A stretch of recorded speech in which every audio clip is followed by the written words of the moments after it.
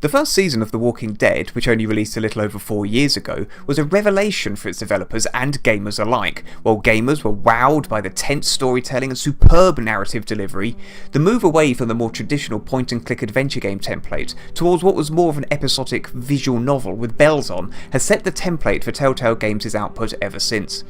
While the story of Lee and his relationship with young fellow zombie apocalypse survivor Clementine has since been superseded by Telltale's The Wolf Among Us, Tales from the Borderlands and Game of Thrones, their frequent revisitations of Zombieland have been somewhat less successful. Spin-off episode 500 Days was somewhat ineffectual and pointless, Season 2 suffered from the loss of its protagonist from the first season, and a series dedicated to Michonne failed to do justice to everyone's favourite chick with a samurai sword.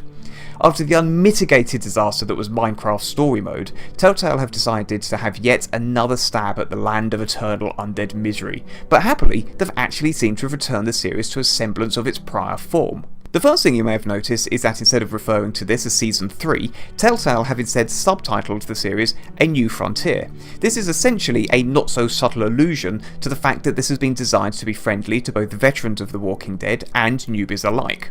Upon first running the game, if you don't have save files from previous series to import into the first episode, you're given a choice. You can either start afresh with default choices set by Telltale, or you can run through a short series of questions about what kind of decisions you might have made with earlier installments.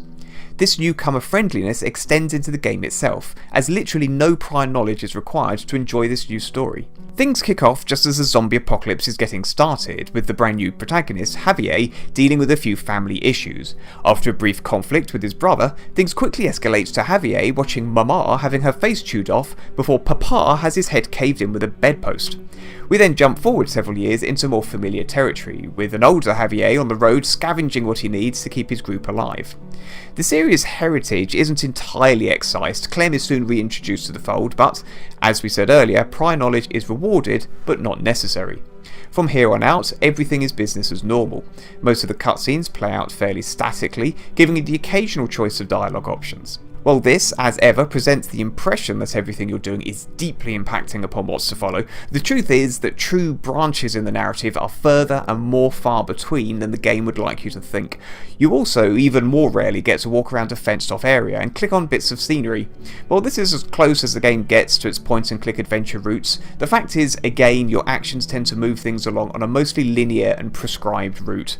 Add in the odd quick-time event here and there, and that's largely the extent of your interaction with the game. If changes have been made to Telltale's engine, we certainly didn't notice them. The graphics maintain their simple but effective graphic novel style charm, which does suit the style of the game. While we appreciate that keeping the visuals relatively simple makes the games quicker for Telltale to knock out, some may be starting to tire of the simplistic aesthetic which can, at its worst, look rather stiff and unconvincing.